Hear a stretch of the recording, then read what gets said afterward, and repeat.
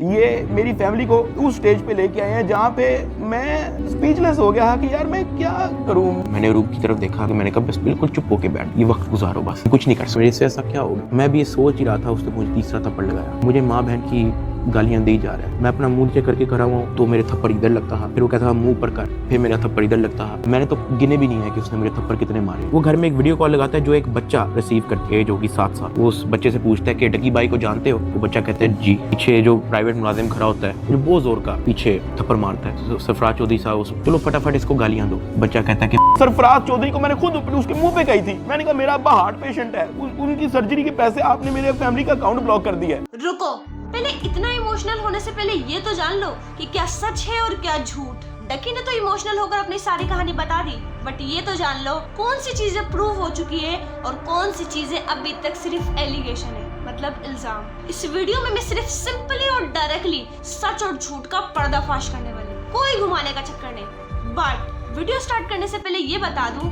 I know मेरी ये video डकी के फैंस भी देख रहे होंगे, तो जब मैं उसकी कही हुई बातों को गलत या सही साबित करूंगी तो उन्हें बुरा लग सकता है। तो यही चीज मैं तुम्हें क्लियर कर दूं, मुझे घंटा फर्क नहीं पड़ता who likes me and who doesn't like me. मुझे सिर्फ वही लोग पसंद है जो रियलिटी को पसंद करते हैं, जो रियलिटी को एक्सेप्ट करने की ताकत रखते हैं, क्योंकि सच कभी कभी इतना कड़वा होता है कि वो कुछ लोगों के हलक से नहीं उतरता। बट मेरा मकसद है यहाँ पर सिर्फ रियलिटी दिखाना, directly and openly. Doesn't matter कि वो कितनी कड़वी है और आपको कितनी बर्दाश्त। तो अगर आप डकी के अंधे फैन हो so you can just leave this video. पहला एलिगेशन जो डकी ने लगाया है, उसने कहा है कि कुछ करप्ट ऑफिसर्स ने उसकी सारे ट्रेडिंग अकाउंट्स के पैसे अपने पर्सनल अकाउंट में ट्रांसफर करवा लिए, जिनकी पीकेआर में कीमत तकरीबन 9 करोड़ है। इस बात में कितनी सच्चाई है ये अभी तक इन्वेस्टिगेट हो रहा है, क्योंकि डकी ने ये तक क्लेम किया है कि कुछ ऑफिसर्स ने उसके ट्रेडिंग से सारे पैसे अपने अकाउंट में ट्रांसफर करने के बाद वो सारे अकाउंट डिलीट कर दिए। और जब ट्रेडिंग अकाउंट्स डिलीट हो जाते हैं ना, तो उनको रिकवर करना बहुत मुश्किल हो जाता है। तो ये 9 करोड़ वाली बात अभी तक इन्वेस्टिगेट हो रही है, लेकिन डकी के इस एलिगेशन में थोड़ी सच्चाई है, क्योंकि पुलिस ने अभी तक 6 ऑफिसर्स को अरेस्ट कर लिया है और उन्हें फिजिकल रिमांड में रखा, रिश्वत लेने के एलिगेशन में। दूसरा एलिगेशन जो डकी ने लगाया है कि उसे सरफराज चौधरी ने थप्पड़ मार मार कर इतना टॉर्चर किया है कि एक हद तक डकी को रिक्वेस्ट करनी पड़ी कि मुझे भले मारो लेकिन इतना ना मारो। ये बात अभी तक कितनी साबित हो चुकी है, सरफराज चौधरी को भी पुलिस ने उन 5 ऑफिसर्स के साथ अरेस्ट कर लिया है और उनको अपनी ड्यूटी से भी सस्पेक्ट कर दिया। तो अभी भी ये बात क्लियर नहीं हुई है कि सरफराज चौधरी ने डकी को थप्पड़ मारे हो। ये 6 ऑफिसर्स इंक्लूडिंग सरफराज चौधरी जिन्हें अरेस्ट कर लिया गया है, ये ना कि सिर्फ रिश्वत के केस में अंदर गए लेकिन फिजिकल टॉर्चर के भी केस में गए। इसका ये मतलब है डकी की इस बात में कहीं ना कहीं सच्चाई है कि उसे टॉर्चर किया गया था, लेकिन जितना उसने बताया है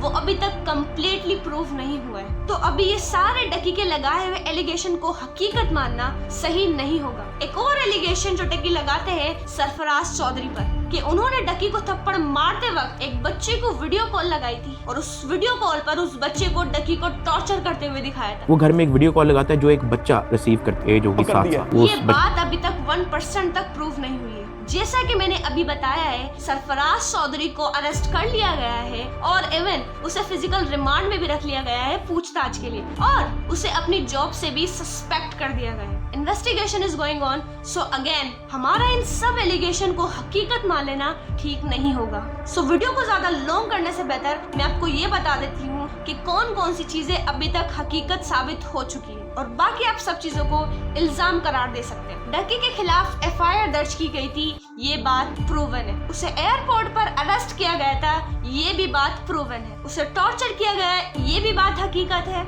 लेकिन जितना उसने बताया वो अभी तक प्रूव नहीं हुआ है। उसके बारे में स्टिल इन्वेस्टिगेशन गोइंग ऑन है। और तीसरी, डकी से रिश्वत ली गई थी, ये भी बात सच है, लेकिन जैसा कि उसने बताया है कि 9 करोड़ उसके अकाउंट से कुछ करप्ट ऑफिसर ने अपने पर्सनल अकाउंट पर ट्रांसफर करवा लिए थे, ये बात अभी तक प्रूव नहीं हुई है। सो मैं इन सब चीजों के बाद आपसे एक सवाल करूंगी, मुझे ये बताएं कि कोई भी वायरल और फेमस बंदा आकर आपको रो रो कर इमोशनल होकर कुछ बातें बता दे, तो क्या वो सारी बातें हकीकत हो जाएंगी? रिमेम्बर वन थिंग, किसी के इमोशनल होकर कुछ कहने से हकीकत झूठ नहीं हो सकता और झूठ हकीकत नहीं बन सकता। इस चीज से अवेयर रहें कि ये एक सोशल मीडिया है। लोग यहाँ पर व्यूज, फेम को गेन करने के लिए किसी भी हद तक जा सकते हैं और इमोशनल होकर ऑडियंस का भरोसा जीतना ये तो एक कला है। अभी मैं इमोशनल होकर कह दूं पूरी गवर्नमेंट करप्ट है तो क्या ये बात सच हो जाएगी? कुछ अच्छे लोग भी इस दुनिया में बसते हैं, तो किसी के कहने या ना कहने से